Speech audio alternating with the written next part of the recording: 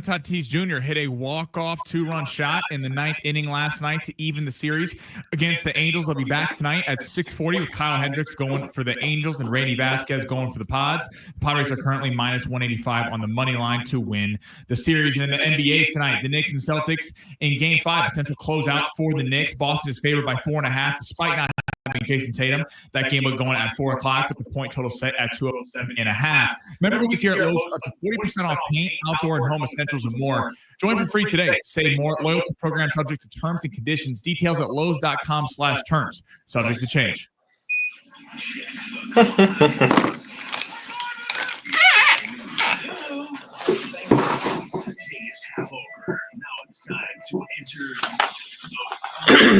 Yeah, let's get it going on a Wednesday at San Diego Sports 760. Thank you for being here today. Ben Fletcher, Sammy Long with you till 2 o'clock. John and Jim will take over then, immediately followed by SDFC Midweek Live, immediately followed by SDFC taking on the Colorado Rapids. It's going to be a great day here on San Diego Sports 760. We're going to get into it all.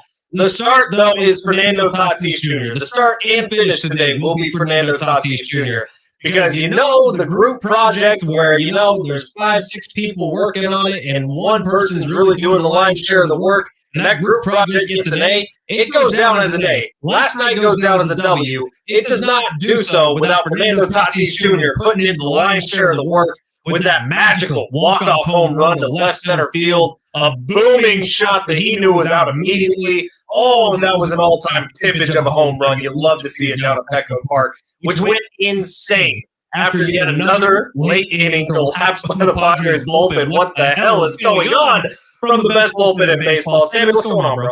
Doing good, man. Yeah, that was a hell of a bat flip the way he hit it and didn't even stop to then drop it. He just went right into the drop. I mean, that was an exciting win. Did you see the ump's face? Yeah. The ump who pulled his mask off was like, whoa! That was an absolute nuke. And I mean, this is nothing surprising. We all know what Fernando Tatis Jr. does, and certainly making a serious case for the MVP right now. And I mean, it looks like we were kind of going for a point of, man, is this bullpen really kind of taking a big step back? And they're about to drop 3 straight, one of the Rockies, 2 to the Angels, and Fernando comes in and saves the day. So hopefully they can win the series tonight and get a little positive momentum going into Seattle over the weekend. Superman definitely swooped down yesterday. That was pretty incredible, man. The moment, the lead up, everything to it. I mean, Estrada comes in and just right away, after a really nice pitching night from Dylan Cease, gets him to the 7th inning, just couldn't get the third out in the 7th, puts the guy on, and then boom, as soon as Estrada gets in. There was a softly kind of line drive single that scored a run, and then the home run. And it was like, what the hell is going on with this Padres bullpen? And then Fernando steps up and saves the day. All-time pimpage. One of the coolest home runs he's ever hit. Because, like Sammy said, that was his first walk-off homer in his career. I couldn't believe that. Surprised me, too. He's had a walk-off hit against the Dodgers maybe 2 years ago now. But the first walk-off home run of his career, and it was a good one. So maybe more of those so we can add more to the highlight reel. Only bummer is it wasn't a multi-home run game for Tatis, and we need 3 of those this season. Our season-long long shots. Season-long long shots, which is not doing the greatest right now, but it's still early. He has 1 multi-home run game. We need him to get 2 more. That's not who I'm worried about. I'm worried about some of the other entries. Well, Suarez is worrying, and that was on me. 100% on me. Bobby Witt Jr., I think you had more than like 35 homers. And the Royals are good, too, and he's not doing anything. He's hit 2 home runs this year. So we got work to do on the season-long long shots. If you followed that one, maybe sorry. But let's start off today with the big 3 where we run through the top stories in the world of sports. Tons going on in the NFL. Tons going on in golf. Tons going on in basketball. I don't know where Sammy's going to start. Hell, Sports Illustrated bikini issues coming up soon. Maybe he starts there. Let's hit it, Sammy. Your lunch break is here. Ready to go back to the office and knock the socks off your friends? I mean, coworkers? It's time for the top stories of the day. The Big 3. Jump in on the stream at San Diego Sports 760 on YouTube, at Fletch and Sammy on X, at Fletch and Sammy on X. Follow us there. We'll follow you back immediately and start watching our beautiful faces. Sammy, where we're starting. All right, well, that was fantastic. Let's start with the fact that what was fantastic? Fernando Tatis Jr. We're going to go back to that next segment.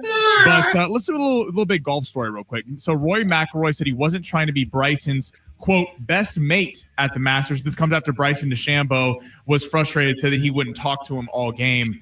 or all match day. What do we think about this? So let's go back to Masters Sunday real quick, because Bryson, immediately after he gets done with the round, by the way, he was 3 over for his final round, shot a 75, and ended up dropping 6 or 7 spots on the leaderboard, losing himself hundreds of thousands of dollars in the process. But the first thing he says when he gets into the media tent and he's being interviewed, which I give him props for not just walking right by the interview, but the first thing he talks about is the fact that Rory McIlroy wouldn't talk to him throughout the round on Masters Sunday. And I think everybody collectively went, duh, Rory's out there trying to win a Masters. Why are you trying to joke around with him when you should also be trying to win the Masters? So it's bizarre at the time. It's bizarre that it's still a storyline, but Rory was asked about this, and Rory's golf psychologist was asked about this, and they both had the same answer. They were like, it had nothing to do with Bryson DeChambeau. That was my strategy all week long. You notice Rory did not crack a smile on the course until the home stretch on Sunday? He did not crack one smile that entire week until the home stretch when he hit that ball out of the leaves, kind of hooking it into the green. I believe it was on 16. One of the most magnificent shots in golf you've seen in a long time.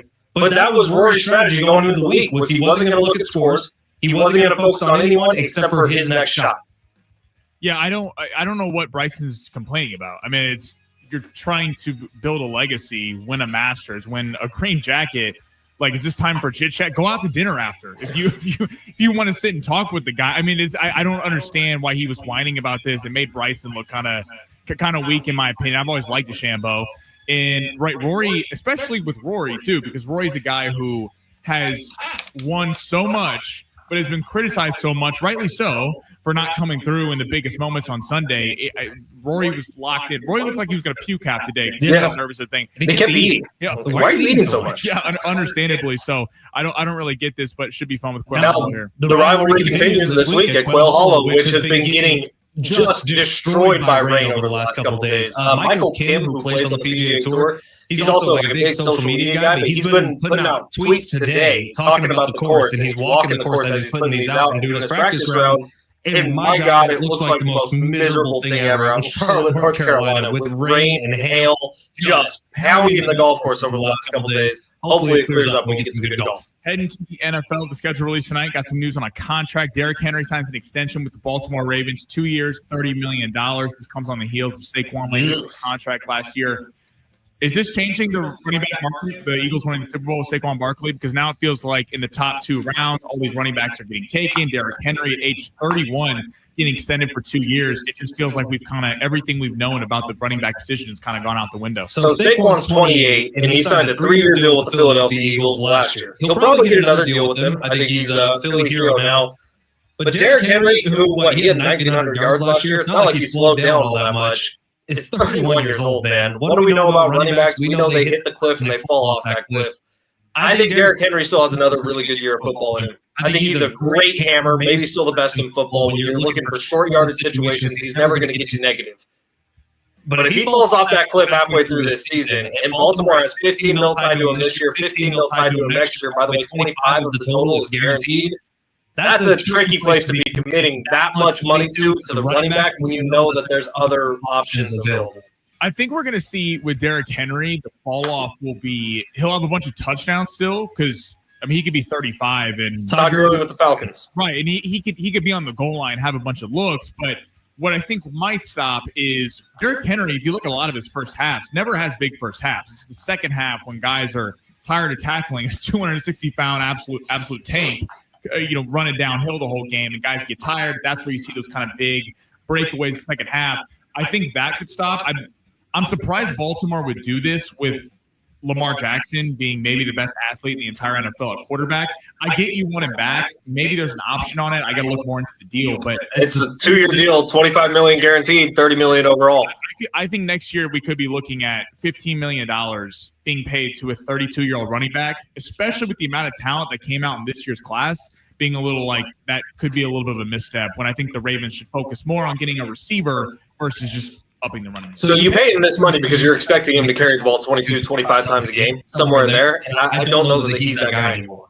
22 to 25 touches for a 31-year-old running back who's had, 6 years now of constant production?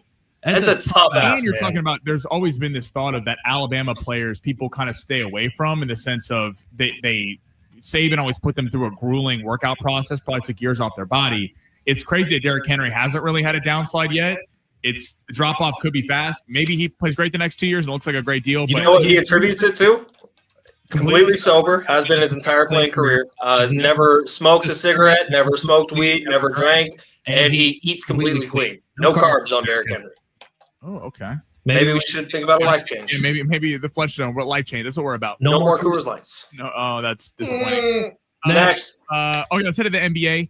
Jalen Brunson and the Knicks looking to go into Boston Game 5 tonight and close out the series.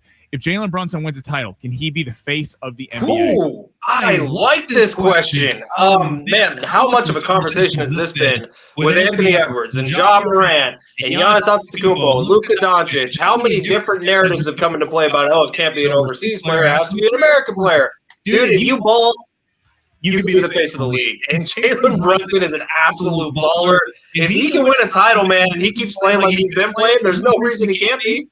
Yeah, it's a story you can all get behind. It's a story. Yeah, the Mavs just kind of shipped him off. He's a littler guy. Second round pick. I like where your head's at, Sammy. I think the answer is yes.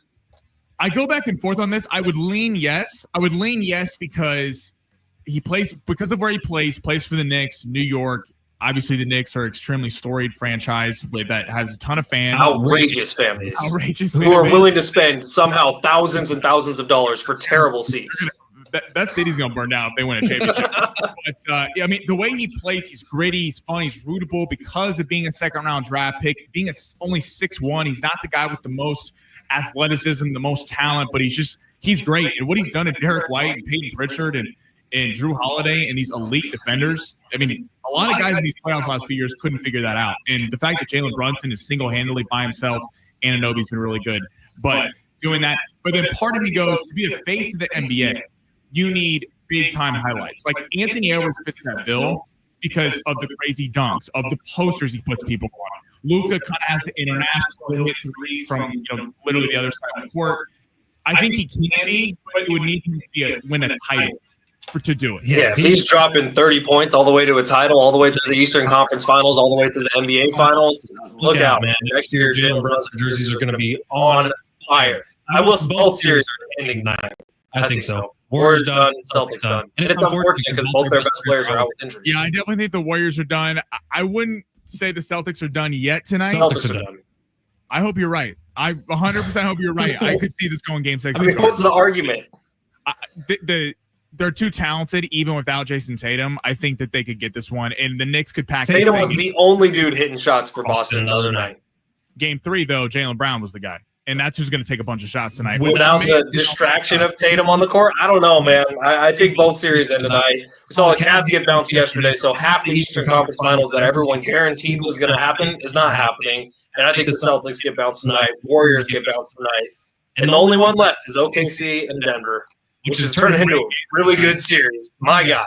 All right, coming up next, Fernando Tatis Jr. stole the show last night, stole Sports Center today. Fernando Tatis Jr. doing Fernando Tatis Jr. things. Let's talk about it next on San Diego Sports 760. You are listening to the Fletch Zone. I'm playing the recorded one, right? For the Gary Cooper. I sent you both of them, yeah? Ah!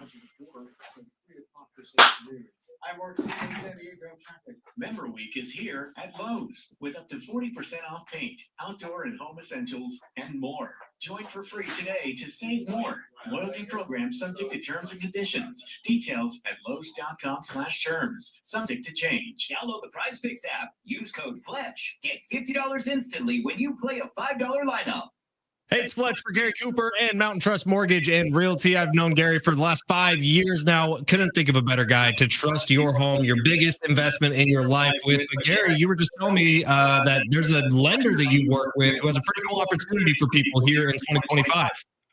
Yes, I mean, if you are looking for a home purchase or even a refinance right now, still rates are kind of high. They're probably in the high 6 to 5 that you can hear from other lenders out there.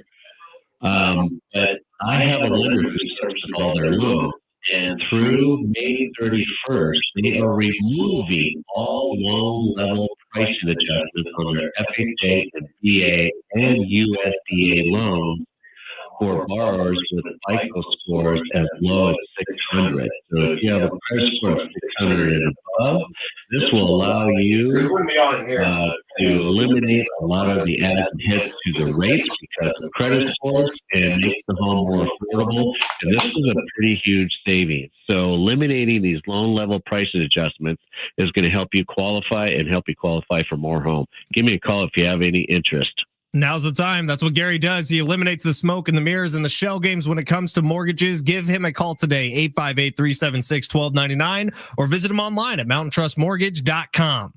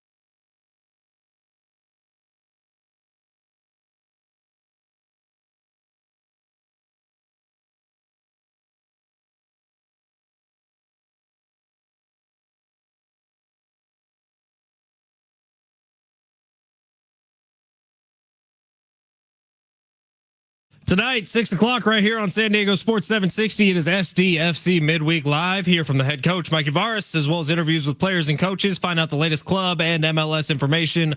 Hosted by Darren Smith, SDFC Midweek Live every Wednesday, 6 o'clock right here on your home for SDFC, San Diego Sports 760. And then right after that, SDFC's game at Snapdragon Stadium tonight. Tickets still available at sandiegofc.com. Should be a good one against the Colorado Rapids tonight at Snapdragon. All right, Fernando Tatis Jr. doing some heroic stuff last night. The Padres bullpen, once again for the second time, or like the ninth time over the last 10 days, has some holes in it. And last night it was Estrada, and we've seen it from Morejon. We've seen it from Suarez. The bullpen has not been the best bullpen in baseball over the last 10 games. Last night, the Padres covered it up, and they covered it up in heroic fashion with a Fernando Tatis Jr. walk-off home run.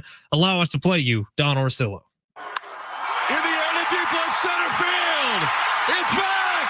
It is gone. Fernando walks it off deep into the San Diego night. Padres win it. Great call from Don. A great moment from Fernando Tatis Jr., who missed a ball right down the middle earlier in the AB. 91 miles an hour right down the middle, and you heard Mudcat say it. He was like, ooh, if there was going to be a pitch to do it, it was that one. And then somehow the pitcher made another mistake. I was surprised watching it that Jansen, former Dodger reliever, not the same that he once was in his heyday, but was throwing. He threw an 89-mile-per-hour pitch. He threw a 91, which I believe was on the home run, 91-mile-per-hour pitch. Like, he was not throwing his heaters. I was like, you're throwing Fernando this, and you're thinking you're not going to give up a home run? And you could even see it. There's a side view of this where it's from the Padres dugout looking at Fernando Tatis Jr., and there's a side view where Fernando's foot was down so early on this one, and everything in a baseball swing is timing, but his foot was down earlier, and Darnay Tripp has a video about this, about Fernando's little toe tap that he's been doing this year. This was a big kick, but the foot was down so early, and he was just loaded up and then unloads on it. You could tell it was a little bit of a slower pitch from Jansen, but he did not miss, man. 433 feet, I believe, was the estimated distance to this one. Left center field. Fernando did not even flinch for a moment, thinking that this wasn't a home run. It was an absolute bomb when the Padres needed it the most, man. And this team does not get to this point in the year without what Fernando Tatis Jr. has been doing. This is a 500 baseball team without Fernando, and I don't think you can convince me otherwise. If somehow the National League voting for MVP this year comes down to the fact that he did steroids, I think I'm done with baseball because this dude's been it so far. Yeah, that should not be a factor because Fernando Tatis is playing out of his mind right now. We keep going back to it. It feels like there's certain guys when they get up to the plate that when they don't get a hit, it feels surprising. Shohei Ohtani's like that.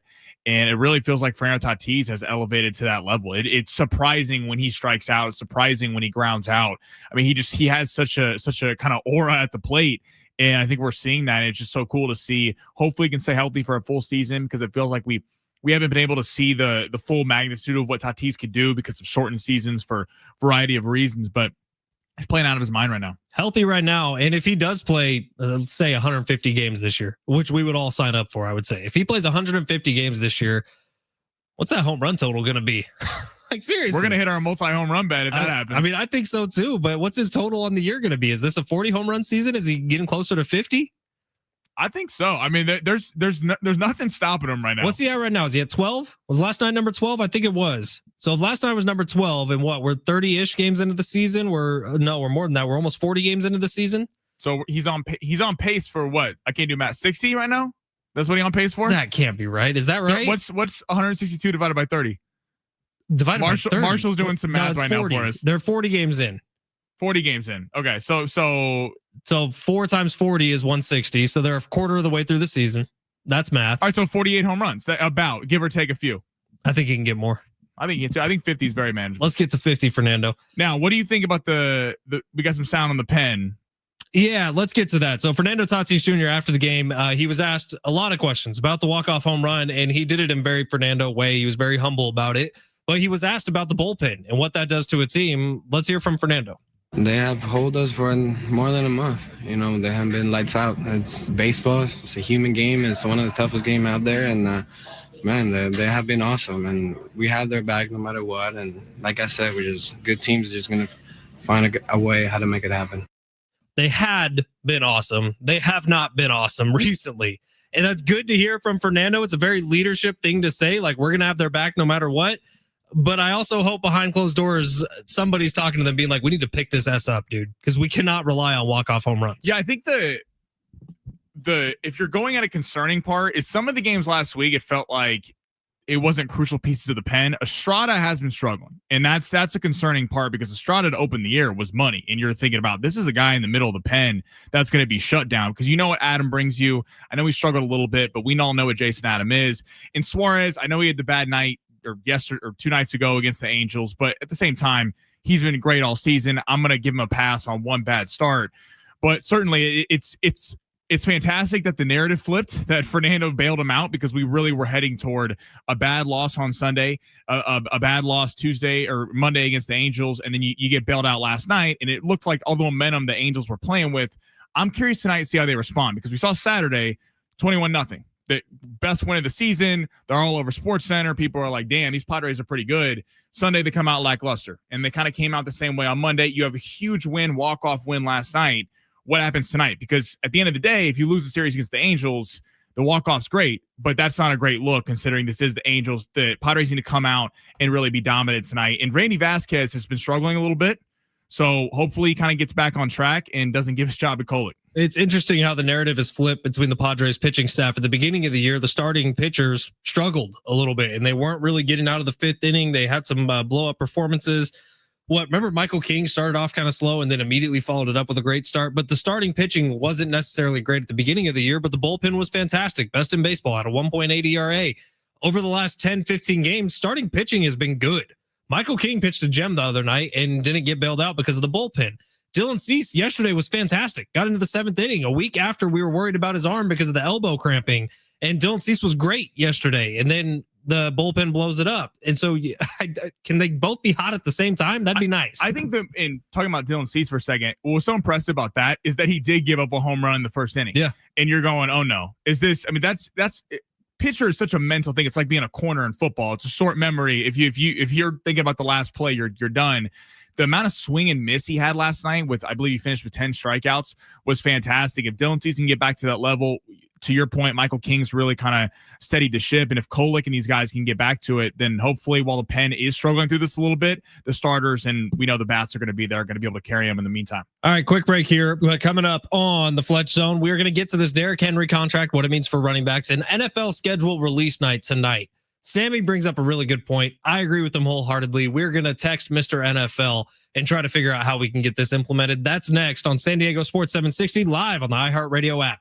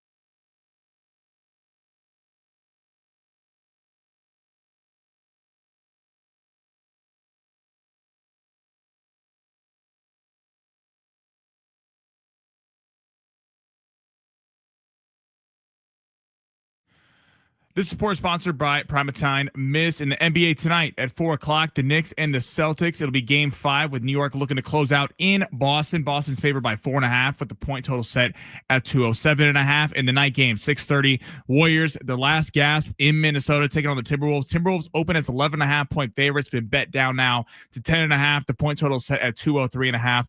Both are looking to move on to the conference finals. During an asthma attack, every second feels like an eternity. Primetime Miss works fast. It's clinically shown to open airwaves quickly, providing quick relief of mild symptoms of intermittent asthma. Get the #1 FDA-approved over-the-counter asthma inhaler. Primetime Miss. Breathe easy again.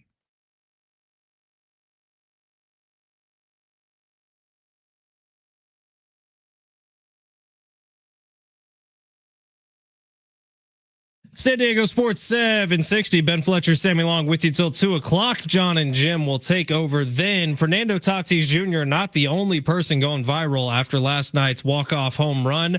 There's actually a lady who was sitting out in kind of not left field, but the foul territory just outside of left field. And a drink got thrown on her, and she freaked out in the middle of the game and started throwing punches. Really? Out of Petco Park, yes. You sent me that. I was getting my update ready. There is a lot of profanity, so mic off if you're going to watch that video. Okay. But this video is now popping off online, on TikTok specifically, and there's some sort of argument going on. Drink comes in out of nowhere. The girl who's taking the video says, as people are starting to fall onto her, "Don't get me in this. I didn't do anything," and freaking out.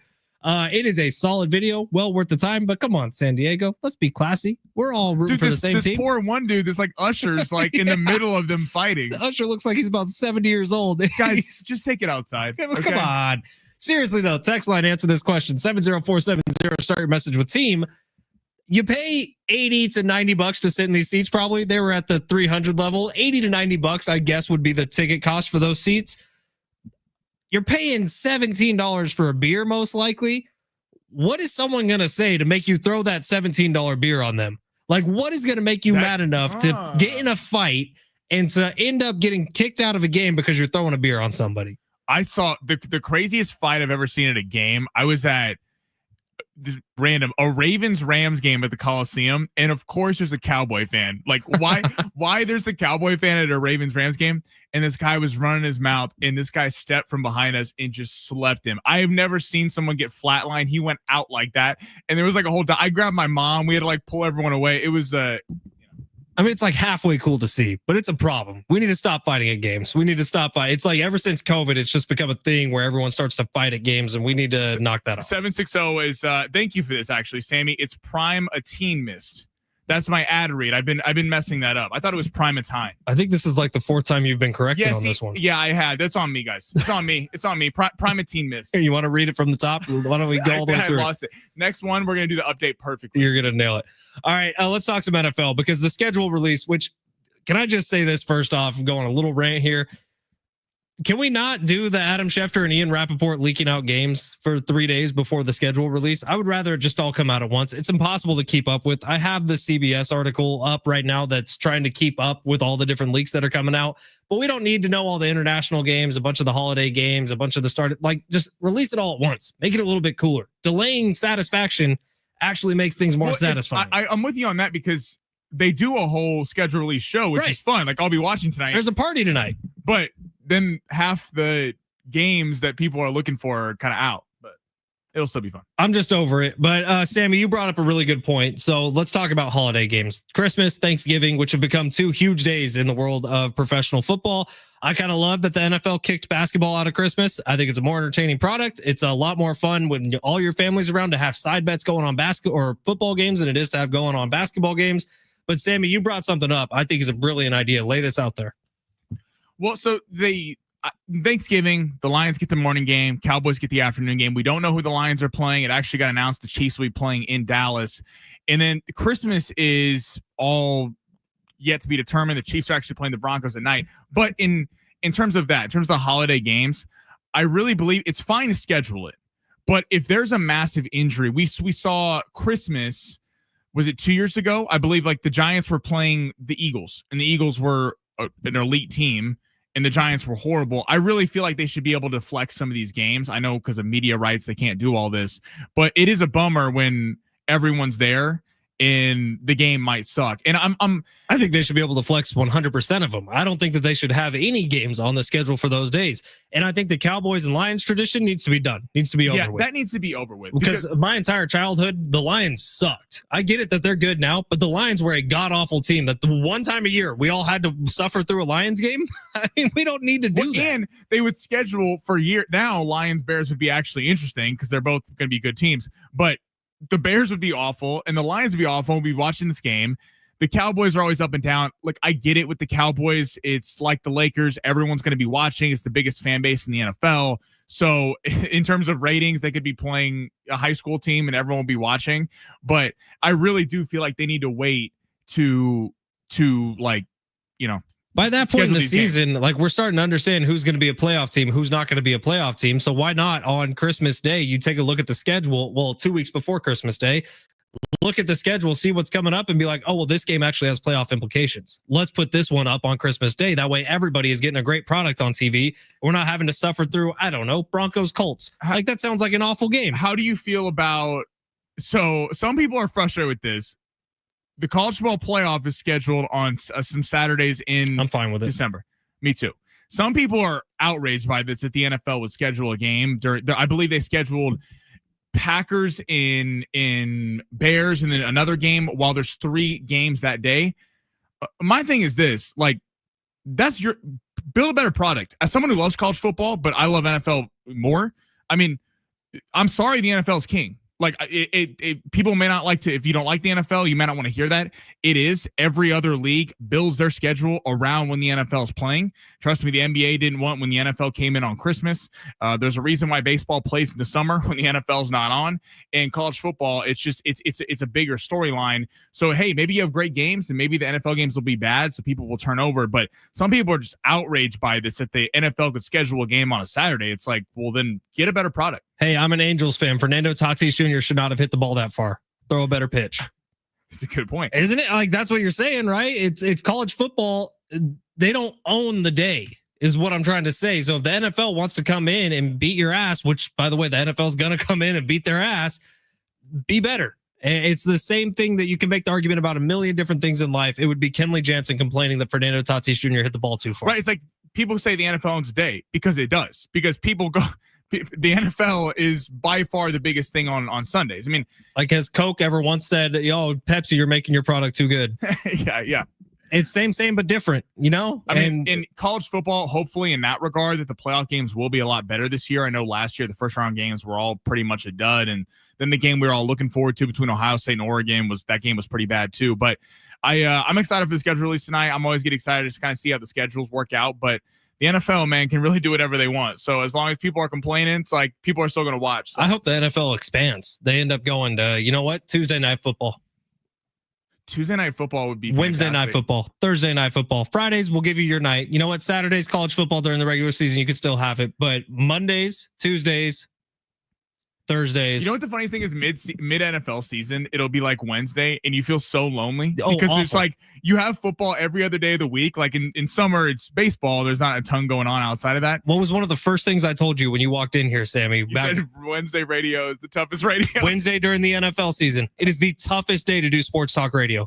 When baseball is done and it's a Wednesday during like the middle of the NFL season, it is the hardest day to do sports radio because there's nothing. Because NFL teams have become like bank vaults with their information. You don't know injury status. All you can do is be like, I guess the Ravens are playing against the Titans this Sunday. That's going to be fun. Yeah. That's what you got. 5 day out preview. Exactly.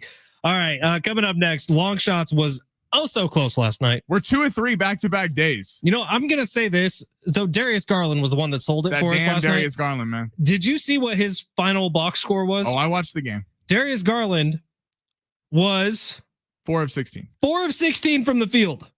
Taking 16 shots. He missed 2 wide open threes at the end of the game.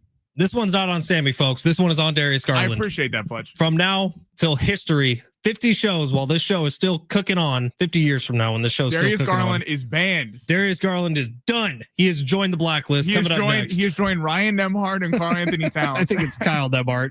Oh, Kyle. No, it's Andrew and Ryan. It's whichever college one was last year. Ryan Denmark. Coming up next on the Fletch Zone, it's Long Shots with Sammy Long, live on the iHeartRadio app.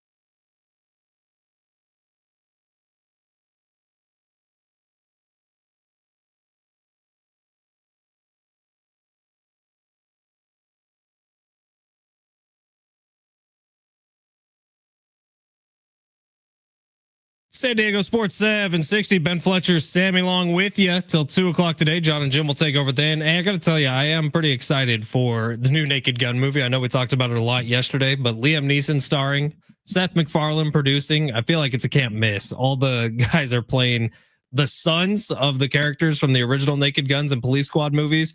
I think it's going to be a blast, man. There's a trailer out now on YouTube and on X. I think it comes out in theaters at the beginning of August. So go check out the trailer. Check it out. It's going to be a good one. For people who like to listen to sports talk radio, this is right up your alley, man. Yeah, Seth MacFarlane's going to do this thing right, man. I can't wait for this movie and carrying on the legacy of all the previous ones. We will be there opening night, Fletch. That might be a Thursday nighter. I'm in. Yes. And last time Liam Neeson and Seth MacFarlane paired up, they were doing a movie called 1,000 Ways to Die in the West, which is one of my favorite all-time comedy movies. It is hysterical. It keeps getting better every time I see it.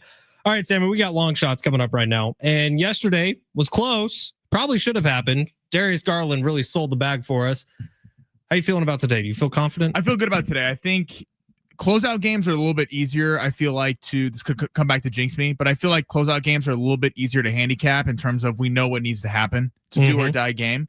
So I'm feeling confident. This is an all NBA one we have tonight. All right, before we hit it, let's get some of these texts in. 619 talking about the Fernando Tatis Jr. walk-off, says another Don Gorsillo classic. Yeah, Don reached deep into the bag for that one. 619, whoever decided to pull Cease in the 7th inning when he wasn't showing any signs of slowing down almost cost us that game. I mean, he was over 100 pitches in the 7th. He got the first 2 outs, gave up a walk. I thought it was probably the right time to pull him, but I would now not say that because Jeremiah Estrada immediately comes in and gives up. I think it was more about the inning before when he got out of the jam when there was first and second on and that he got the double play. But I'm with you on it. He was pitching a gem, but didn't want to burn his arm out. 760, Sammy. It's Primatine missed. We got that one. 619. Best baseball fight ever was Pedro Martinez versus Don Zimmer.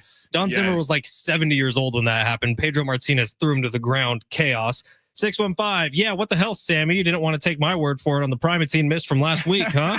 On a side note, I took the day off of work to go buy a new motorcycle. I'm driving back to Temecula, staring at it in the back of my Tacoma. What a day. Congrats, 615. That drive to Temecula is not exactly easy in the middle of the day in San Diego. Lots of traffic going on. But congrats, and you drive a great truck. Congratulations. I also drive a Tacoma. Sammy, let's get to long shots. Let's see. Underdogs? Nah, that's old. Those with a less than good chance of winning? Too wordy. Wait, got it. It's time for Sammy's long shots. All NBA?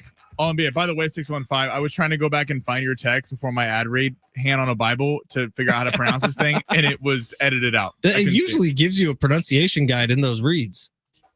That's a good point. Probably should have looked at that.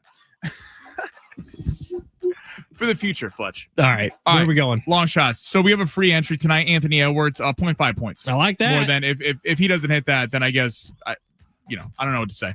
So he needs 1 point, so it's free. Add a little boost to the parlay. Now let's go to the early game. Boston and New York. We have 2 picks in this one. Jaylen Brown more than 26 points. Jaylen Brown has to. Jason Tatum's out of this game. It could seem a little obvious that Brown's is going to score this much, but Vegas expects a close game. They have it set as Boston favored by 4.5 points. So they're expecting Boston to win this game tonight and send it back to the Garden, no matter how dire the situation may be. It's insane to me that these games have all been close. It's crazy how the Celtics have had huge leads in every single game, including game 4. They were up 14 points in the third quarter and they come back and lose every time. So I am still expecting a very close game.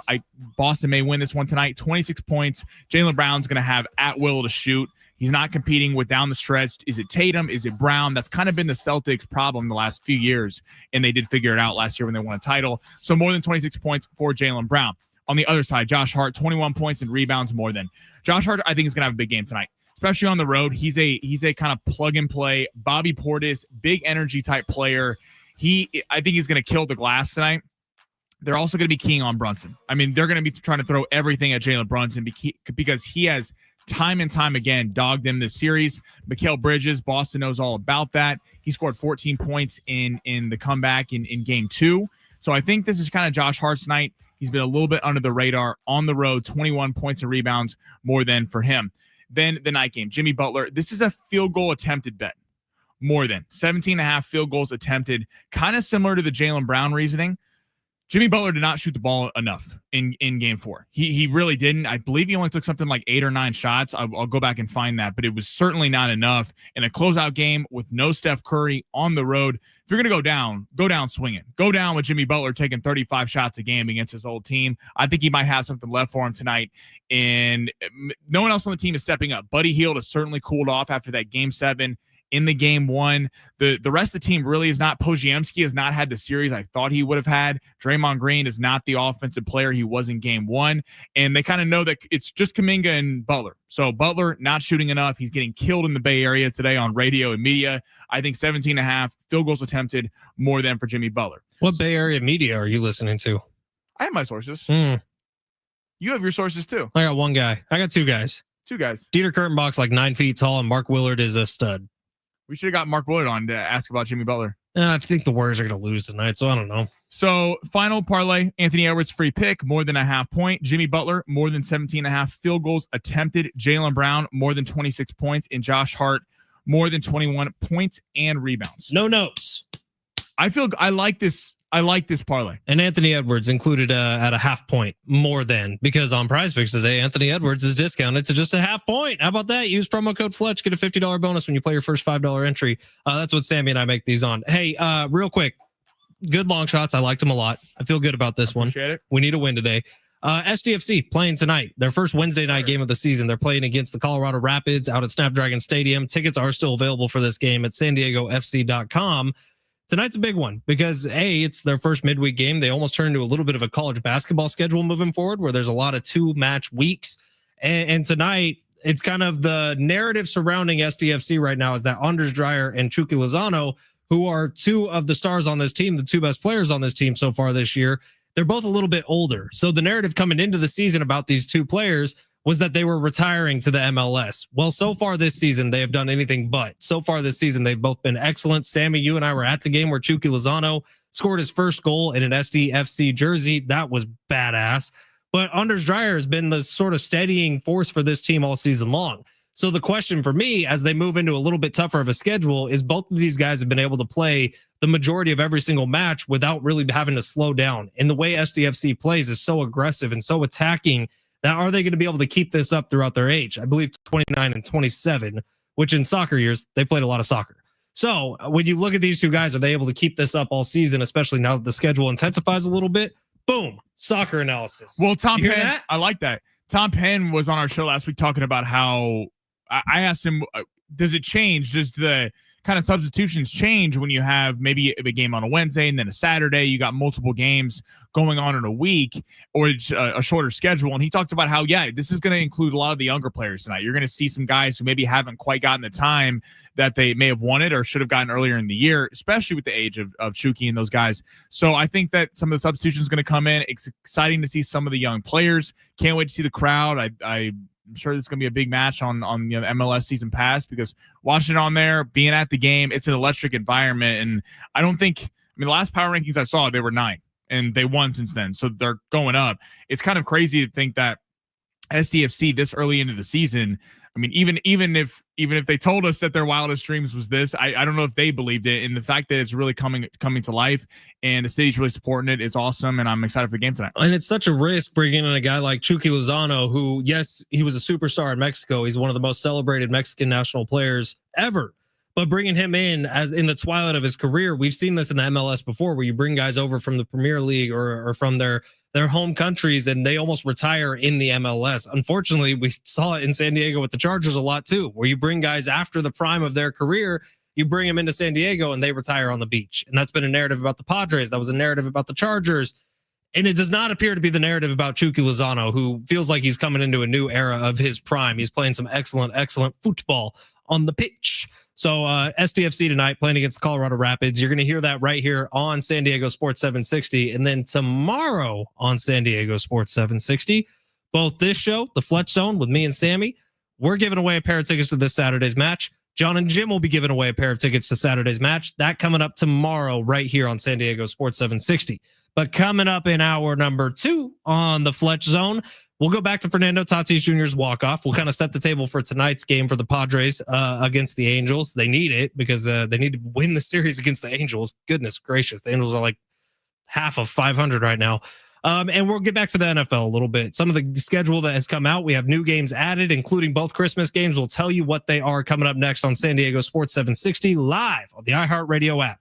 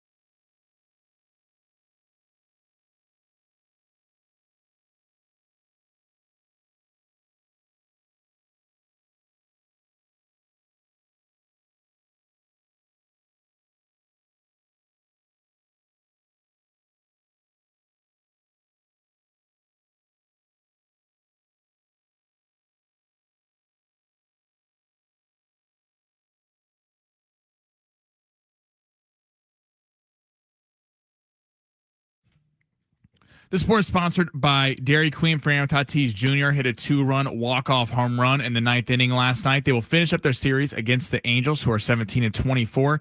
Tonight at 6:40, the Padres are favored by -180 on the money line. Kyle Hendricks will be going for the Angels, while Randy Vasquez will be going for the Pods. And in the NBA tonight, potential closeout games for the Knicks and the Timberwolves. The Knicks will be in Boston taking on the Celtics at 4 o'clock, and the Warriors will be in Minnesota taking on the Timberwolves at 6:30. Get big summer flavor in every bite with the new DQ Summer Blizzard treat menu featuring new mixing bowl mashup, fan-voted s'mores, and more. For a limited time right now at DQ, happy tastes good at participating locations.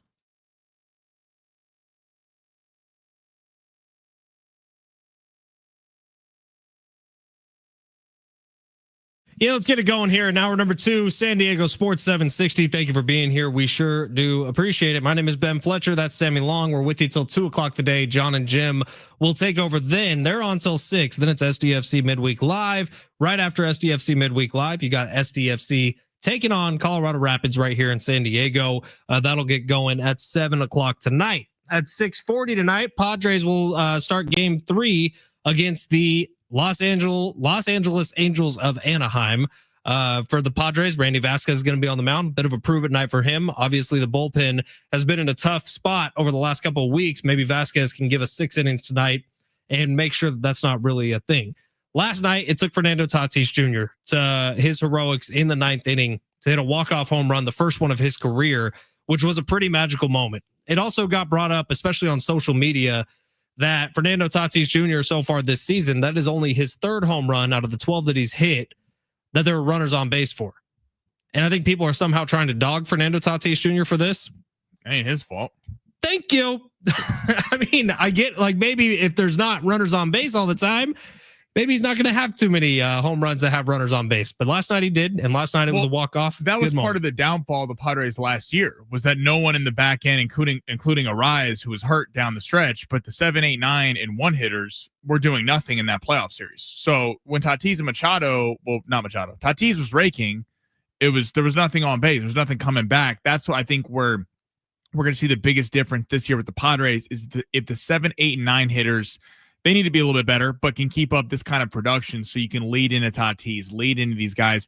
It's kind of been quieted because Arise had a much better year, but still needs some back-end help there. That was some all-time pimpage on the home run from Fernando last night. The way that he just dropped the bat, it wasn't even really a bat flip. It was just a bat drop, and then watching the ball go all the way out, waiting to take his first step until it was in the stands. Sammy, can we hear the home run one more time?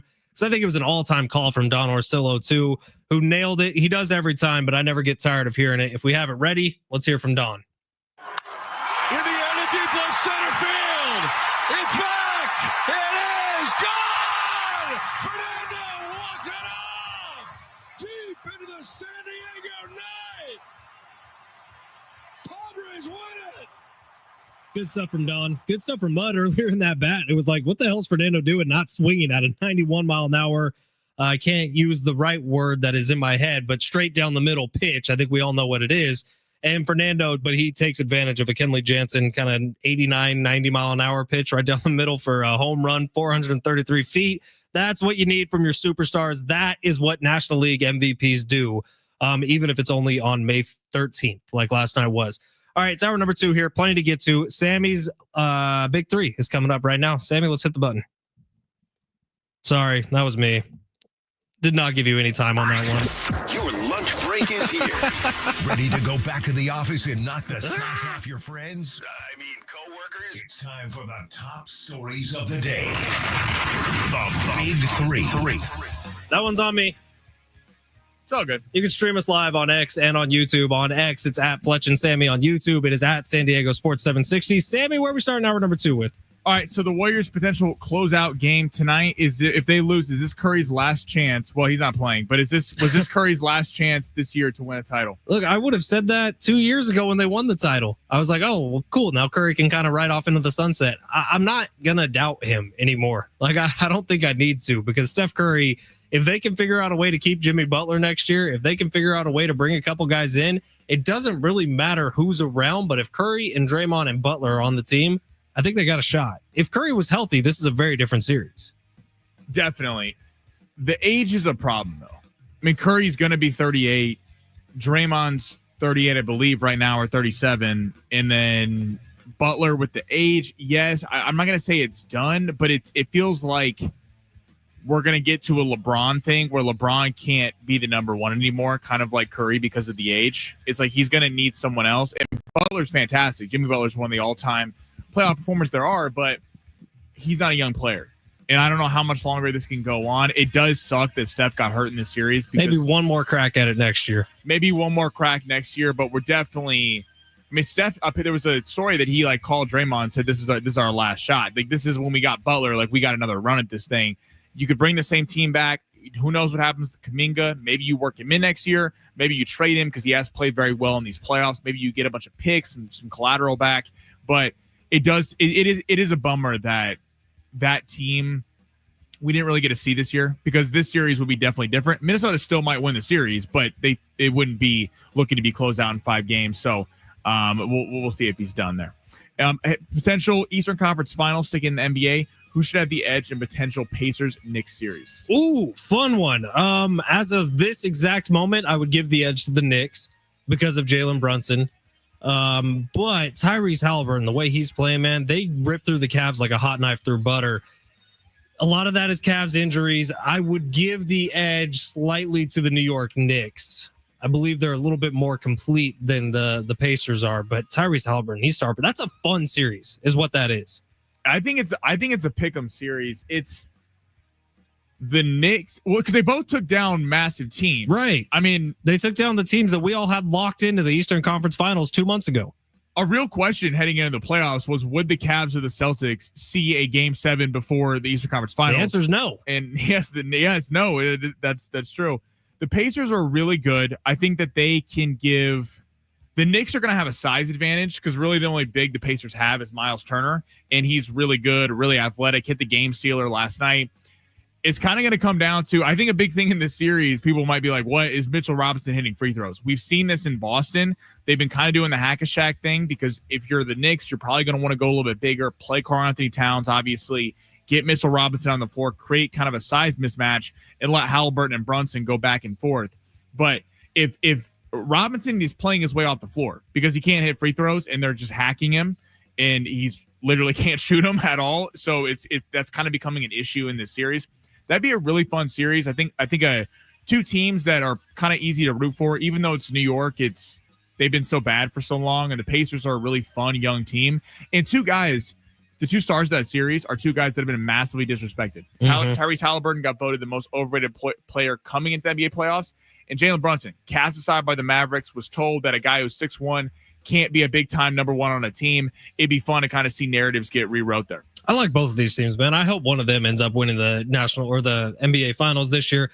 As you were talking, Sammy, I started to flip over to the Pacers. I don't think I could really decide because there's a big article out right now about Halliburton talking about how he uses the overrated thing, and it's kind of transformed into the whole team, the whole locker room, that they use the overrated thing as fuel, which is what you always say with Patrick Mahomes, even though everyone says Patrick Mahomes is the best quarterback in football. I don't know why you always go back to, bulletin board material. Well, Josh Allen fans don't say that. But all right, next. That's for another day. Speaking of the NFL, actually, so this just came down. The Christmas games added on. It was already announced that Chiefs Broncos would headline the night. Just came down. The Cowboys and the Commanders will open the day, and the Vikings and Lions will be the afternoon game. So let's go, JJ McCarthy. On Thanksgiving and Christmas, we will see the Cowboys, we will see the Lions, and we will see the Chiefs. There's a little bit of an eye roll. Do you have a problem with that? I do. Just out of the sheer sense of annoyance. Wait, the Chiefs are playing on Thanksgiving too? They're playing the Cowboys. Oh my God. What are we doing, NFL? God forbid we get one other team in there that doesn't just constantly get jammed down our throats. The Chiefs are starting to enter Cowboy territory, man. I'm going to be completely honest with you. They're starting to enter. sells tickets, baby. They are starting to enter that territory of just nauseating that we always have to see the Kansas City Chiefs. Oh, Patrick Mahomes is opening up an Airbnb. I saw that yesterday. That's like a dude hangout. That's going to be Patrick Mahomes' name on a house so that all of us spend money to go spend the night in Patrick Mahomes' house. It's so good. I'm so over it. Give me Lions all day, but I mean, when you're a Super Bowl champion, that's usually what happens. Dude, Dan Campbell's pushed down people's throats. But I'm obviously very excited to see my guys. You just got your ass kicked in the Super Bowl. What are you talking about? Well, should the Niners be on there? No, they're not. No, I said, do you believe they should? I would like to see. Yeah, sure. You would like to see them. I have more of a problem with the Cowboys. Not actually, I take that back. Not the Cowboys, because the Cowboys, again, it's branding. The Cowboys are always going to be on they open the year, they're on Thanksgiving, they're on Christmas because they have the biggest fan base. It's not even close. The Cowboys could be 4-12 at this point, 4-11, and the game would be interesting because it's the Dallas Cowboys. That's the way it is. I'm not interested by them. I get you'll be watching. Of course I will, but I'm not interested by them. I do go back to my point earlier, though. They should be able to flex these games. If someone massively is hurt, if one of the star quarterbacks of these team is hurt or something like that, I want holiday games to be big matchups, exciting. Because for years, at least now the Lions are good. Is Lions-Vikings a big matchup? Like, is J.J. McCarthy going to be anything this year? I'm kind of surprised at that. I guess they're just going off the fact that it like ended the Vikings the season won last year. 14 games last year. I'm a little surprised by this, by Vikings-Lions being on Christmas. Hard under on the Vikings win total this year, by the way. We got to find out what that is. It's probably 10. I think we're going under on the Lions win total. Actually. I'm not. Not me, bro. Yeah, I think Dan Campbell's going to get a rude awakening when you're not being carried by two excellent coordinators on offensive and defense who are both gone.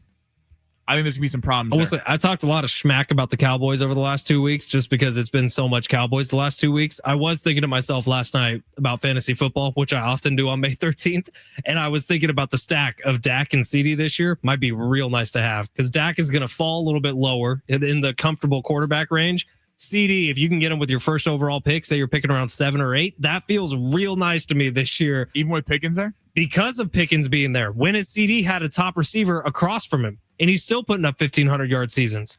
So if CD has a distraction on the other side of the field, if he's not drawing double coverage on every play, we know how good Dak and CD can be. I think the only problem you got there is can Brian Schottenheimer give him the ball? That's the question. We have no idea what Brian Schottenheimer is going to be. I am kind of surprised, though, they went with the same teams for Thanksgiving and Christmas. It's a little puke-worthy, if you ask me. Give me some Baker Mayfield. Why isn't he on any holidays? You love that dude. I'm a big fan of Baker Mayfield. So weird. I like him a lot. Why?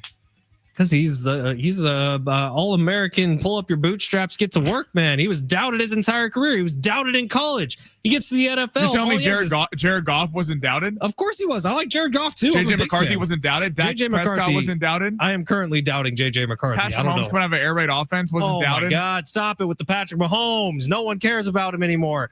But with Baker Mayfield, think about his first couple years in the league. He goes to Hugh Jackson on a terrible Browns team. He catches all the blame for it. The Hard Knocks comes out. Baker Mayfield, I actually thought was really likable. All Colin Cowherd does for 3 weeks is talk about how he's a backwards hat guy. Baker's overcome a lot in his short career. He's also had a lot of shortcomings. We adjusted expectations on Baker. Baker is a baller, okay, dude. But you have a love affair with Josh Allen, right? I love Josh Allen too. Do you like Lamar Jackson? I really like Lamar Jackson. Well, they were picked after him in the draft. That's true. That's very true. When you have two MVPs, two superstar players that got drafted after you, Baker Mayfield's not a bad player. He's MVP not a great Baker. player. When you reassess expectations, and 2025. What was that? Baker Mayfield taking home the MVP in 2025. How much money are you gonna put on that? Couple bucks.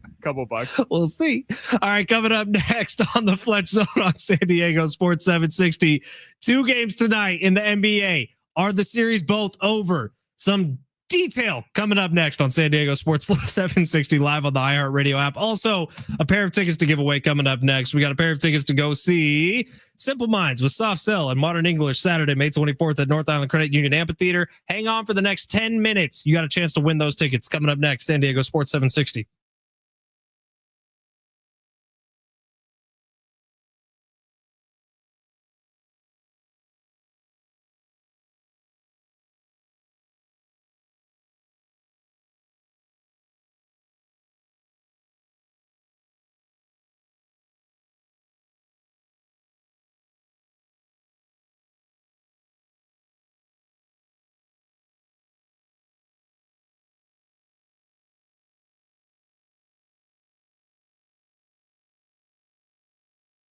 Download the Prize Picks app today. I always talk about the promotions on Prize Picks, but how about this one? Sammy's favorite, Stephen A. Smith. He has a lineup in today. You know what his lineup is? Let's see what it is.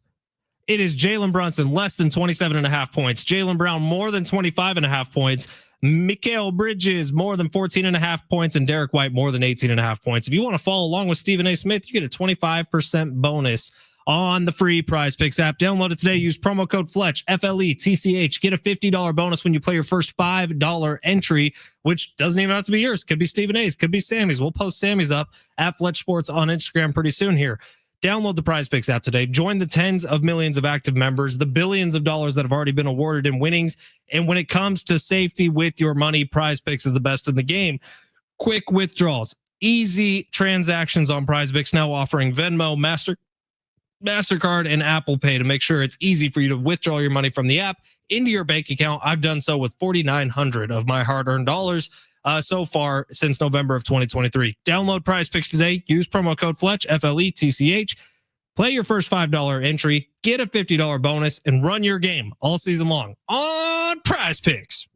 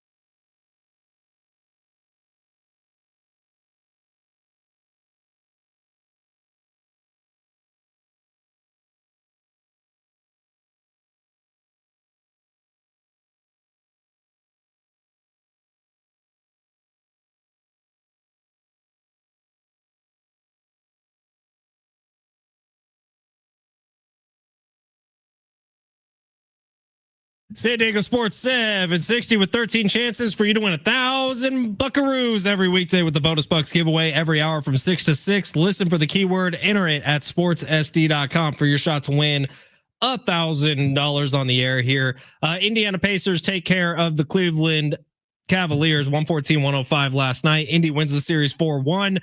And then the Denver OKC game was fantastic last night. Denver jumps out to a lead. OKC fights back. Shea has 31 points in the win, and OKC takes care of business. They now lead 3-2. Maybe OKC can finish that up tomorrow night. But tonight, Warriors backs against the wall. They're down 3-1. And the Celtics backs against the wall. They're down 3-1. Does either series, Sammy Long, see you tomorrow? Unfortunately, I think the Celtics actually win tonight. Wow. I think the Celtics are going to win this game tonight. I told you I called the Knicks in game 4. I called it. No, I just want to let everyone know that people you want to talk mess about long shots. I gave you money line locks. No, Boston. I think Boston gets this one done tonight. I mean, Jason Tatum not being there is obviously a massive problem, but this is a super talented team without him. That's why this team was the favorite to win the whole thing. I mean, Jaylen Brown, superstar. Peyton Pritchard, one of the 6th man of the year. Derek White, Porzingis. I mean, they got a lot of guys that can still ball. I think in this one, the crucial part will be getting a lead. And I know that they've blown a lead in like every game that they've lost. They've been up 20 in every single game in this series. If the Knicks get down in this one, I think that they could roll over and try to win this thing at the Garden on Friday night, knowing Tatum's not there. If Tatum was there, I think it'd be a little bit different because you wouldn't want to give them any life. There is a cap to how good this team can be. I do think Boston gets this one done tonight. Unfortunately, I think the Warriors are done. I just don't think they have they just don't have enough pieces. This team started out early in the year. They were number 1 in the Western Conference. Then they plummeted before the Jimmy Butler trade. And it's because they don't have any help. It's Curry and Butler. When they were together, the supporting pieces worked. Curry by himself, it didn't work because these pieces aren't consistent enough to step up. And we're seeing the same thing happen with him out. It's just Butler is by himself. Kuminga's helping out, but they have no size, and you can't have that limited size if you don't have an excellent 3-point shooter in Steph Curry. So I think Minnesota wins and advances tonight. And it's in Minnesota. Anthony Edwards is playing with his hair on fire right now. Julius Randle looks that's why they could win the whole thing. Because of Julius Randle? Yes. I think so too. Because he is looking like what we all thought he was going to be coming out of college. And he hasn't been that since he's been in the NBA. But this year, especially this playoffs, it feels like the Lakers series kind of awoke him. And then this Warriors series, he's been taking over games. Game 4 does not go the Timberwolves' way without the way that Julius Randle played in the second half. This is a lot to be said about depth and physicality. I thought the 2 deepest and most physical teams in the playoffs this year, emphasis on most physical, were the Houston Rockets and the Minnesota Timberwolves. OKC probably the deepest team. The 3 teams set up the best right now out of the West, well, 2 teams because Houston got knocked out, are Minnesota and OKC at this point, and they are 2 deep teams who have plenty of bench to be able, like OKC last night. They were playing 8 dudes in the last 10 minutes. Minnesota's physical and they have a 1. The Rockets' problem is they're physical, but they just don't have a number 1. They have him, Jalen Green, but he disappeared. I think it's debatable if Jalen Green's a 1 because he has not shown up consistently enough to be a 1. They're hoping he's a 1, but this is why Kevin Durant to the Rockets is going to gain a lot of steam over the offseason. I mean, it's kind of honestly unfair. We should have known with Julius Randle. I mean, he was asked to be a 1 when he was in New York. He's not a number 1. He's not a number 1 player. He never has been. When he's a number 2, and Anthony Edwards is the guy that kind of takes the fall, does all the stuff, and Randle gets the second best on-ball defender, he becomes elite. I was impressed with Oklahoma City in that series last night. Denver just has no guys. They have 6 dudes. And Russ, remembered, he's Russ. He's airballed like 3 threes. It's good to see him. I was missing Russ for a little bit. Yeah, he was playing way too good. Yeah, he was talking a little too much. He was making free throws. Where'd that come from? He airballed 3 threes last night. I mean, and there's our guy. Rumors in the locker room. They have an elite starting 5. They just don't have the depth. Definitely feels like Oklahoma City winning that one. Probably the odds-on favorite to win the whole thing, but I don't think it's running away. I think the Pacers actually could match up physically with them. I think in terms of they're probably maybe the deepest team left in the playoffs besides Oklahoma City, and the Knicks might take down Boston. So I wouldn't put anything past them. Minnesota's got the physicality to give them problems as well. If you missed the update, by the way, yesterday, Jason Tatum, he did end up rupturing his Achilles. He had surgery yesterday morning, and that surgery was successful. He has a post up on his Instagram talking about the comeback going to be even greater. Very unoriginal as Jason Tatum kind of goes. Feel bad for him. He ruptured his Achilles, but the dude can't get out of his own way. Now you're making fun of him. I can't help myself. I'm sorry. Tyrese Halliburton is fantastic, and they take quick work of the Cleveland Cavaliers, win that series in 5 games. Ant-Man, Superman, Batman, Pacers in 5. I guess that's the new one. But as the Pacers move forward, they're looking really good. The Knicks are looking really good. We'll see if OKC can deal with any of them, or Minnesota maybe deal with any of them. Moving over to the world of golf. Tomorrow, the PGA Championship begins, which is an excellent tournament. If you remember last year at the PGA Championship, Scotty Scheffler got arrested. One of the funniest stories of the sports calendar in 2024. We are today the 14th. That happened on the 17th of last year. We'll see what Scotty Scheffler does this year. He's got to do something. Maybe he should pull up in a cop car. I think he should pull up and all 4 days of this tournament wear an orange t-shirt or orange polo. A jumpsuit? Yeah, just go full Ricky Fowler. Orange top, orange bottoms. It's not like they're not going to let Scotty play. He's one of the big draws in golf. Of course Scotty's going to play. I would show up in an orange jumpsuit the entire weekend. Just wear a caddy outfit, but orange? Yeah, exactly. No, I don't mean a caddy out. I mean like an orange jumpsuit. I know what you mean. That's like what the caddies wear at the Masters. Yeah. They wear jumpsuits. But here's the problem with the PGA Championship, which again gets going tomorrow. North Carolina in Charlotte, which is where Quail Hollow is, has been just getting pounded by rain, and it's crazy humid because it's in the 80s, but they've had so much rain over the last week that there's videos of guys walking on the fairway today during their practice round, and you see as they step, it's a sponge, and you're seeing like water shoot up. So this is a course that they've lengthened since the last time there was a major golf tournament there. So it's actually a longer golf course than it usually plays, literally by yards. So guys are saying that off the tee, you're hitting your drive and the ball is not rolling out at all because of how much water this course has taken in over the last few days. So with the ball not rolling out, you're forced to be hitting 3-woods into tiny little greens on par 4s. So there's potential for extremely high scores over the next 4 days, which I think is good. It makes golf a little bit more fun when you see guys bogeying and double bogeying holes on a regular basis. But it should be a great tournament. All the stars are going to be out there.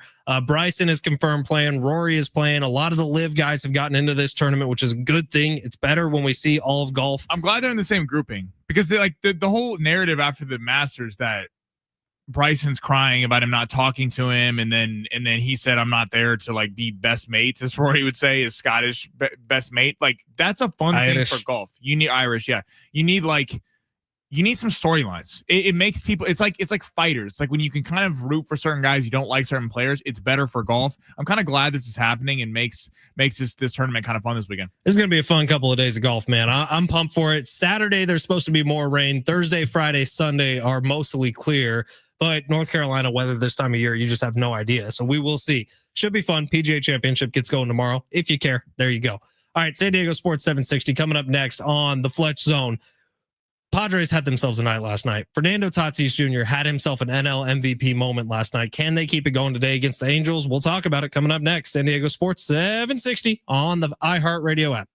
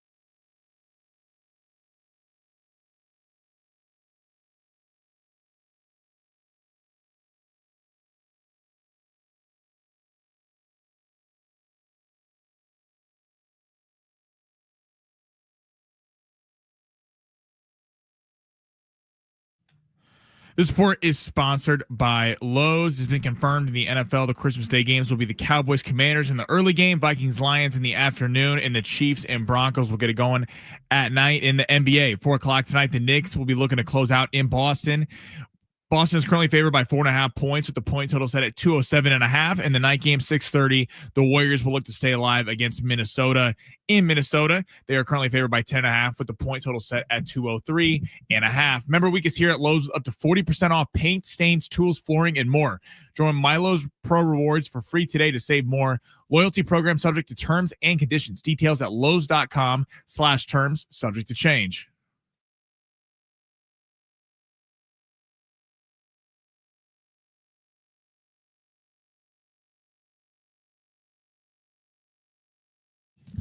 Nine minutes from right now, we're going to give away those tickets to see Simple Minds with Soft Cell and Modern English on May 24th at the North Island Credit Union Amphitheater. Tickets and info at Ticketmaster.com. In 9 minutes at 1:40, we're going to give away those tickets, and you'll have to call in to win.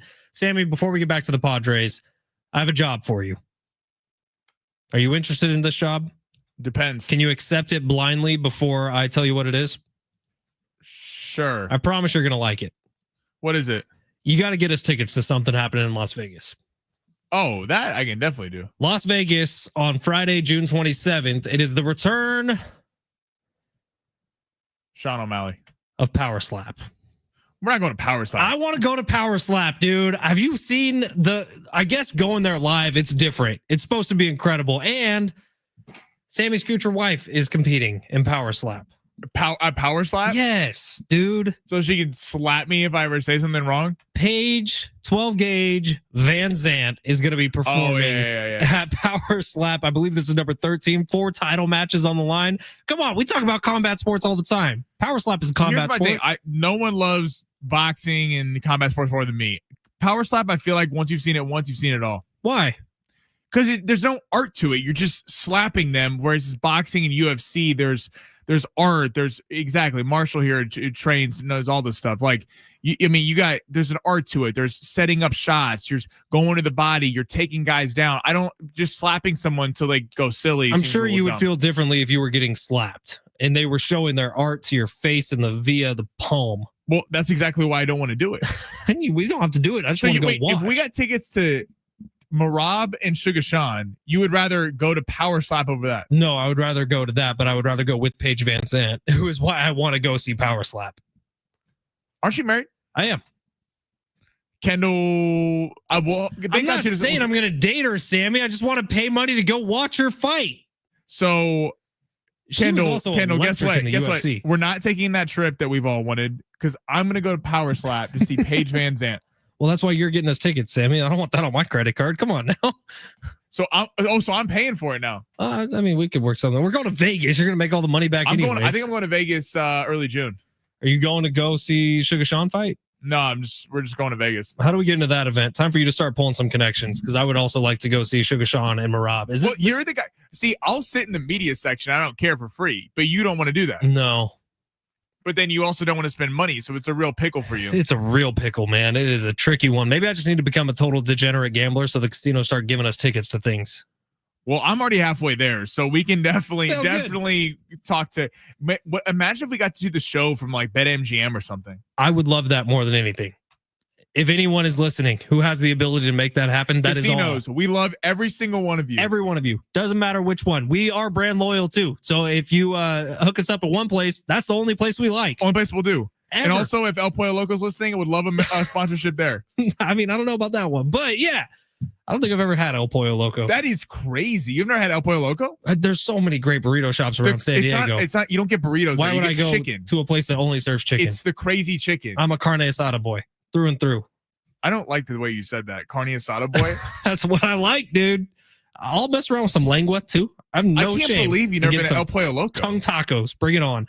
All right, text line has been blowing up today. We haven't really focused on it. I apologize. 619 says not seen the Anthony Edwards special on Prize Picks. Must have been a flash play. It was a lightning strike. It's okay. We're gonna hit anyway, so it's all right. 619 flash play next time. Obviously, Fernando Tatis Jr. is in the leadoff position, which eliminates one at bat per game with potential runners on. That from SoCal Jayhawk. I would also say him being in the leadoff position means 7, 8, 9 are right behind him. So even in later innings in games, it's not the guys you're expecting to necessarily get on base who are leading up to him. And 619 says the only good thing about Jared Goff is that his first name isn't Jack. As you were reading that, I was like, is he really going to read this text on air? I didn't read the whole thing. I read it the leave it for the version. imagination. Yeah, everyone can get it. His last name's what's Goff. great is that so my mom had knee surgery, so my grandparents have been over at their house and they're listening right now. So then when I get home in 2 hours, they're going to be asking me about this text. I was talking about Jared Goff, the quarterback, bro. The text line was talking about something else. Jared Goff has an MVP season loading. He's got a really good arm, man. He's got a great arm. So the Padres are playing against the Angels tonight, 6:40 Are first they pitch. really? Yeah, Randy Vasquez That's is going to be on the mound. And we'll see, because the bullpen has been a real problem for the Padres today or over the last couple of weeks.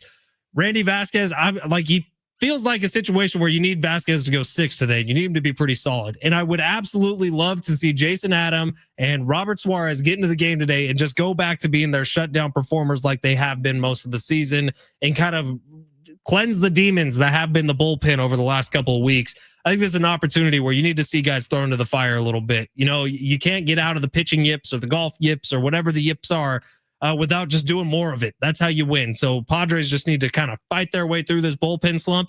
And it helps a lot when you got a guy like Fernando Tatis Jr., who's there to sort of clean up the mess. Or as I said in the first hour, do the group project where everyone's putting up C+ efforts, but you got one guy putting up an A+ effort. A win is a win. And the Padres got an A last night because of Fernando Tatis Jr. I would give Fernando Tatis Jr. an A. I don't know if I give the Padres an A. But it's a group project. It's a team-based game. So they all get an A. One like that, that's fine. They should destroy Kyle Hendricks tonight. Kyle Hendricks is 1-4 on the year with a 5.30 ERA. He's given up like 30 hits and only 35 innings pitched. So, and the Padres have smoked right-handed pitching. The only time they've really had problems against starters is when really elite left-handers. At Petco, got to win this game, because I think if you lose this game tonight, and we're coming on the show tomorrow talking about how the Padres lost a series against the Angels after losing one against the Rockies, and some of the steam of the Fernando walk-off leaves a little bit. Come out. You should win this game. They shouldn't have won the first game from you. You should have won that. Win this series. Head into the Mariners, which should be a really fun series because they are a pretty good ball club. Rivalry weekend, baby. Yeah, I still got a real problem with that. I should be the Dodgers. I don't. I'm going on Friday night, so I'll be at the game. But anyway. But you need to win this game. This is an important game, especially with the pen being a little bit taxed. No, there's been a couple errors in all these games. I'd like to see the hitters come out, be big early, give Vasquez a little bit of a lead because he has been struggling the last few weeks. It'd be nice to see Vasquez kind of get back on where he was the first couple weeks. Kyle Hart just fell off a cliff. We kind of expected that to happen. Stephen Kolek, it's amazing that he's really been effective in his last 2 starts. It'd be nice if Vasquez kind of added a little support in that 3 or 4 or 4th pitching spot. By the way, we talked a lot yesterday about the rivalry weekend stuff, how the Padres are playing the Mariners, the Dodgers are playing the Angels. It makes no sense. Just teams that aren't really rivals, but Major League Baseball is slapping the rivalry weekend title on it. Derek Togerson did text me after the show yesterday, and he must have been listening to the podcast because he said this: Sammy is killing me. Seriously, rivalry week is not about what the hot matchup is. It's about history. If Michigan is 12-0 and Ohio State is 0-12, nobody cares about what Penn State is doing. The rival is the rival. The Padres have never had a natural rival with the Dodgers, but they have several. The Dodgers and Giants feud goes back a century when they were both in New York, and the Dodgers and Angels fight for eyeballs in the same media market. That's debatable, Togs. Creating a rivalry for San Diego and Seattle based on Rock and Roll Hall of Famer is awesome. It adds an element of fun to the series. I think it is a little kid thing. It's like it's a little kiddie. It's like, oh, calling Eddie Vedder a kid thing? No, I'm just saying it's like we're building a rivalry off the Eddie Vedder. Like, I'm sorry, Padres Dodgers is the hottest rivalry. Padres fans and Mariners fans created the rivalry by calling it a Vedder Cup a long time ago because Eddie Vedder has lived in both places. I lived in Seattle for 3 years. You did. I don't know if that's confirmed. I have friends who are diehard Mariner fans. I have never once heard them say, I hate the Padres. Never. There's only one person who can settle this argument. His name is Ernie Martinez, and we're going to try to get him on the show tomorrow. Yeah, Ernie. Because Ernie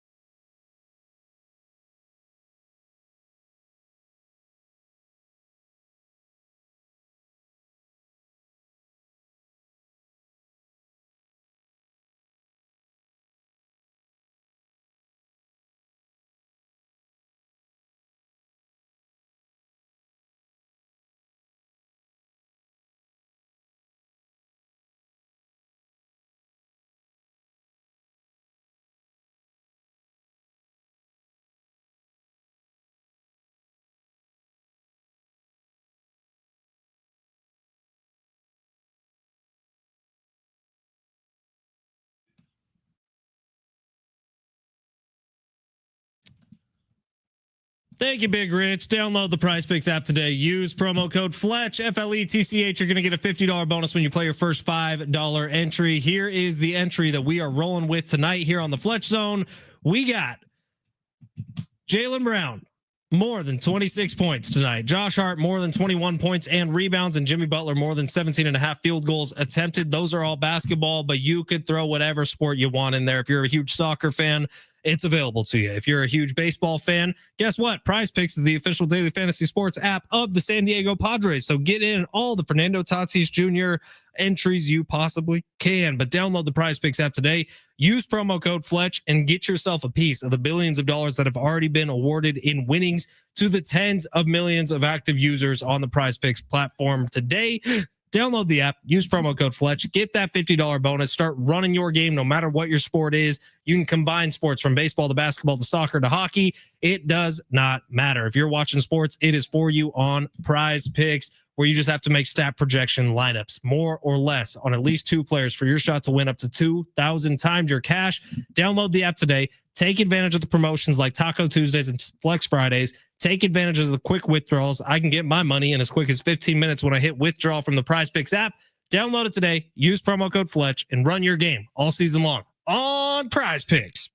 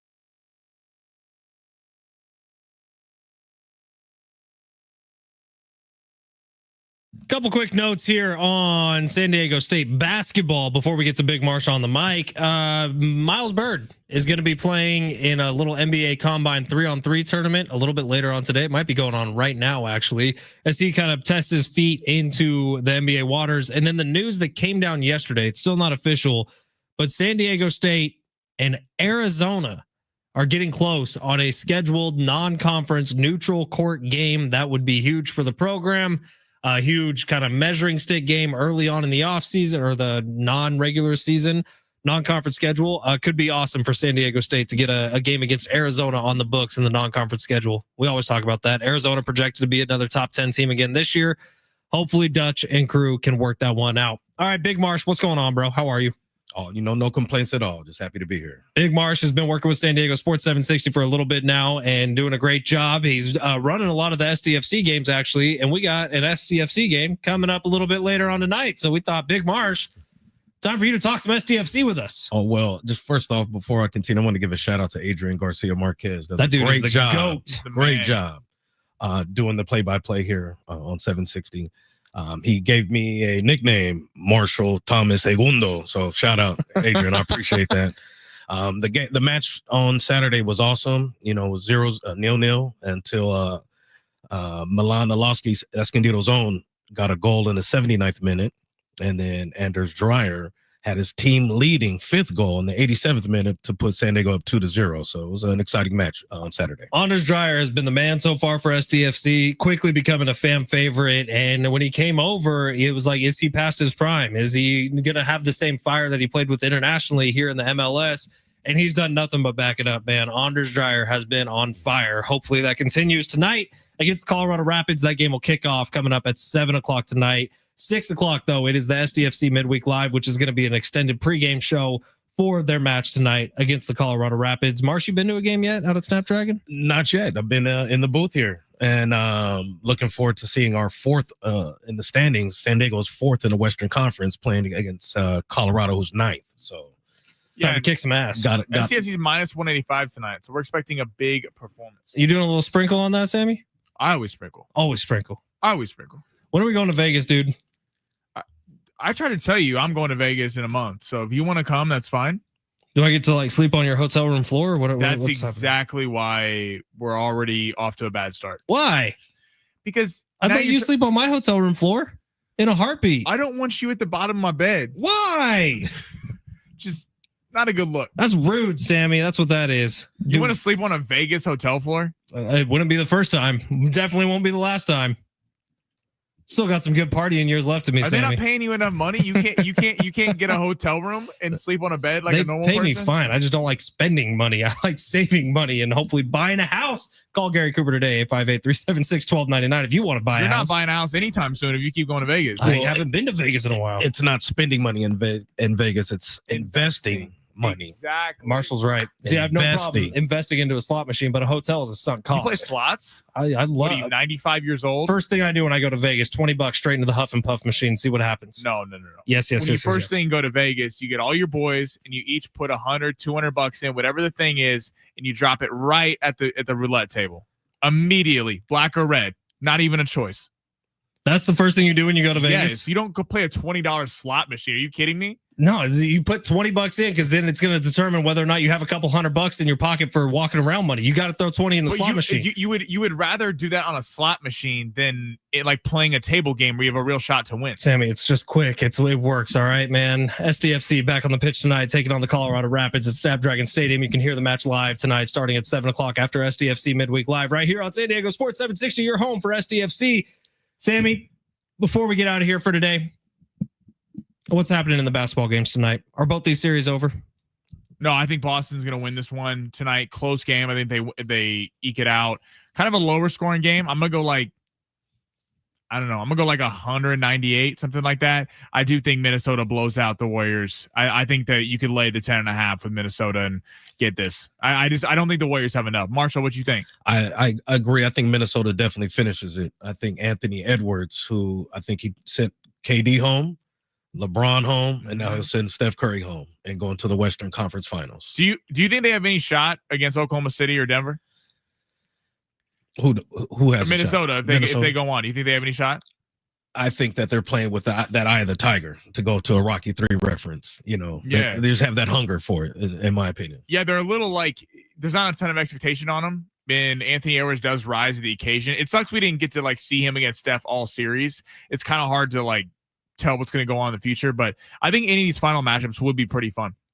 I also think Eastern Conference Finals, the Pacers and the Knicks, I think that's what it's going to be, and it's going to go back to the old mid 90s kind of feel to it. It's just, in my opinion, I think both those teams are ready to battle with each other. The physicality has been off the charts. It's been really good to see. All right, text line before we close up shop for today, 619 says Porky Land carne asada is fire. I don't know that I've ever been to a Porky Land. I don't know what that is. That's I could be wrong. Is that like a gas station or something? What sounds like that's what it is. I know the Piggly Wiggly is like the Midwest grocery store. That's a grocery store. Yeah, Piggly Wiggly's awesome. That place is fire. It's like Vaughn's but better.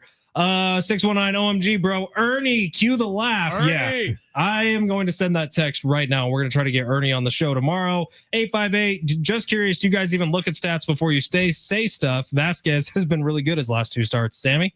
Well, I don't know if you define good as giving up 6 hits in each of the last 2 games, but yeah, I guess if that's they were both wins. He gave up 3 runs in the last 2 games combined. That's not bad. Pirates and Rockies wasn't bad, but I wouldn't necessarily say he was good either. Sammy has ridiculously high standards. First off, you agreed with me. You were the one that said it first that Vasquez wasn't good. You should see his Tinder profile. Ridiculously high standards. 817. You must remember to use simple English to soft sell tickets with those simple minds. Like that. That's a solid text. By the way, Kerry won those tickets, so congrats to him. Shout out Kerry, our guy.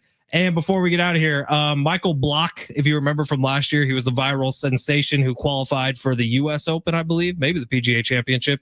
Because of his finishes in those tournaments, he has been qualified for the PGA Championship this year. He's a tour pro out of Southern California, or a club pro, sorry, not a tour pro. But he's just a normal guy who gets to play in a bunch of tournaments because of all the exemptions that he earned by placing 15th, I believe, in a tournament a couple years ago.